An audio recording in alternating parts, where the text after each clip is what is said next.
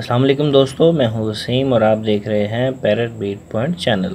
दोस्तों आज मैं आपको बताऊंगा कि बजरी इस तरह के बच्चे क्यों निकालते हैं।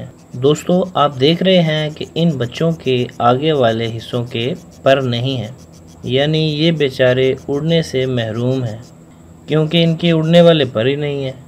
इनकी लंबी दुम जो इनकी खूबसूरती की पहचान होती है, वो दुम भी इनको बेयारो मददगार छोड़कर कहीं गायब हो चुकी है।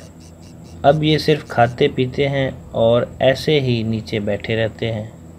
इनको लूंडे फूंडे कंडम माल इस तरह के नामों से पुकारा जाता है और इनको कोई मुफ्त में भी नहीं लेता। सवाल ये है कि ये ऐसे क्यों हो जाते हैं।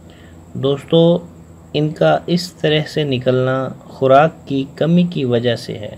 खुराक की कमी अब कई तरह से हो सकती है, जैसे कि इनके माँ बाप का इनको सही तरीके से खुराक ना देना, या आपका इनके माँ बाप को खुराक कम देना वगैरह वगैरह। यानी मसला सिर्फ खुराक का।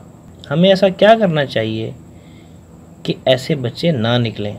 हमें चाहिए कि जब भी हमारे बजरी के बच्चे निकलें, हमें इनको गंदम भिगो के भुट्टा जो छल्ली होती है, दूध के दानों वाली छल्ली, या फिर चने की दाल, पालक, रोटी, आप इनको सीड के अलावा दिन में 3-4 मरतबा कुछ ना कुछ डालते रहना है।